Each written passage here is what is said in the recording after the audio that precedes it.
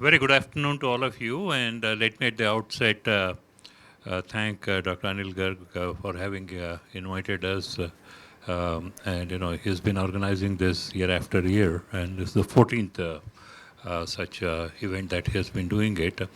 I also welcome all the fellow panelists here. I was told that we need to close at about 1:30. It is not fair to all the participants here, but then I have no choice. so.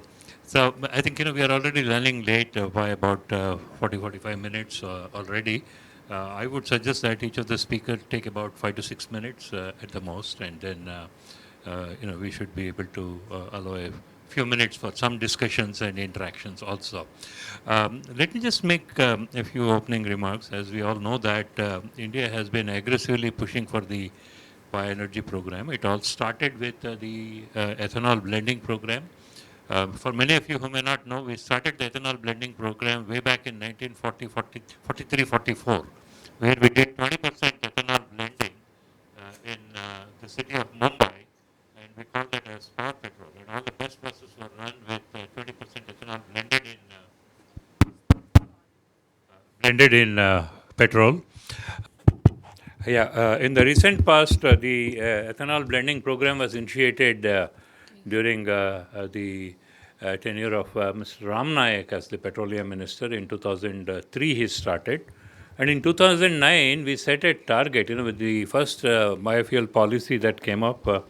We had a target to do 20% blending by 2017 and also 20% biodiesel in diesel. That's where we started the bioenergy program.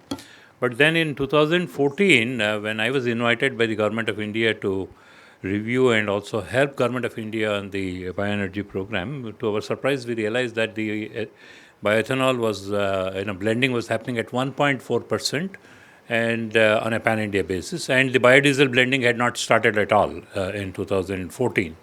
So then we started looking at the various hurdles that were there in achieving the kind of targets that we had, and we started removing one by one, and then came up with a new policy in 2018. And today we see that we have made considerable progress with regard to the ethanol program. The new policy set new targets of blending 20% by 2030 and about 10% by 2022.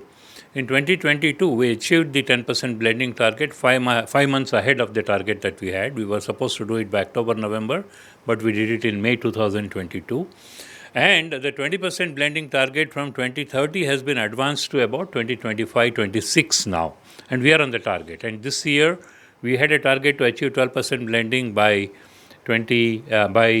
November.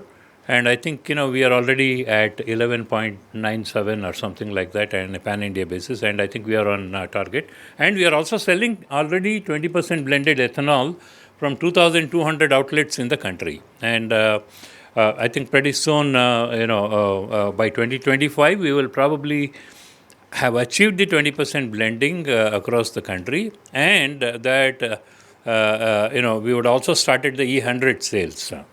In fact, the ecosystem is so evolving. One is there's a huge investment coming into it. We are looking at first generation ethanol where, you have the feedstock, which used to be only C molasses. Now it has been extended to B molasses and sugarcane juice as well as sugar syrup. And also a lot of, surplus food grains unfit for human consumption kind of a thing. So with all that kind of initiative that have been taken, we are seeing that we will be in a position to produce about 15 billion liters of ethanol as against your total requirement of about 10.7, 10.8 billion liters for 20% blending by 25-26. Now, and that will also give us surplus ethanol for starting the E100 sales, and also the ethanol that is really required for our sustainable aviation fuel program also in the country. So we are on the track as far as sustainable, the ethanol is concerned. All our dreams of using the ethanol for, blending in petrol, as well as, blending. Yeah, please. Sorry to keep you waiting. I mean, one of you could have. And for the first time, we are also looking at, as far as our biodiesel blending program is going on, we are not able to reach the kind of targets that we have set for ourselves. And I don't think by 2030 we are going to be reaching that 5% blending target by 2030 with biodiesel as such, basically because we don't have a feedstock production program, and most of the feedstock is being imported into the country, which is palm stearin. Though we have initiated the UCO program and things like that as low-hanging fruits, I would still feel that with the way things are going, we may be able to do probably 1 to 1.5% blending by 2030. However, to make sure that some of the targets that government has set is really achieved, government is seriously considering in terms of blending ethanol in diesel for the first time across the globe. Nobody has done this. We have done this in Karnataka way back in 2006-07, where we blended up to 7.8% in diesel and ran 2,200 buses quite successfully. And now we are thinking in terms of starting a pilot before end of this year in India. And then when we have substantial quantities of ethanol available, then we are thinking in terms of blending it with diesel also. So ethanol blending in petrol, E20, E100, feedstock for sustainable aviation fuel, and also blending with diesel. Very ambitious, huge targets, but we do have quite a few challenges on our way. We have to really look at, do we really have the enough feedstock for achieving all that? We're also looking at agricultural residue as a source of ethanol as well as CBG. In case of ethanol, we already have 4 plants being set up, making use of various kind of agricultural residues to produce ethanol. The first has been successfully commissioned in Panipat. And then we are also looking at third generation ethanol, where we are looking at carbon capture and utilization. The first plant, at the global level, I would say, capturing the tail end gases from a refinery and converting that into ethanol has also happened. And we have Preeti Jain from Lanzatech, who have been the technology provider, and this is a very successful kind of a story that we have. So we are looking at various feedstock, various conversion pathways as far as the ethanol is concerned, and also looking at 4 or 5 different types of wasted resources, whether it could be agricultural residues, municipal solid waste, sewage water, or industrial organic waste that are coming out, as well as the animal dung. So we have that Satat program where we are talking about 15 million metric tons of gas to be produced in phase 1 of Satat program, and which would replace 35% of the total gas that is being consumed in the country, and replace the import of natural gas to an extent of 75%. So that's a huge target that we have. But when you talk about ethanol achieving those targets, sustainable aviation fuel, or the biogas program, we do have challenges in terms of organizing the feedstock supply chain. We have quite a few challenges there.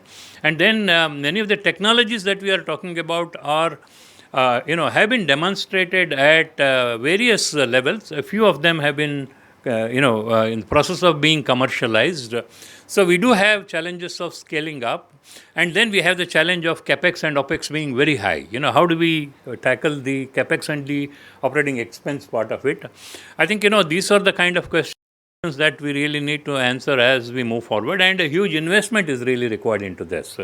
We are looking at the CBG program alone. If you had to set up 5,000 commercial plant, we require something like 1.75 lakh crore rupees to be kind of invested. And then we are talking about second generation sustainable aviation fuel. We are talking about nothing less than something like 3 lakh crore rupees going into this sector in the next 5 to 10 years' time. So it's a huge investment. So where do we bring this kind of financing that is really required for this sector?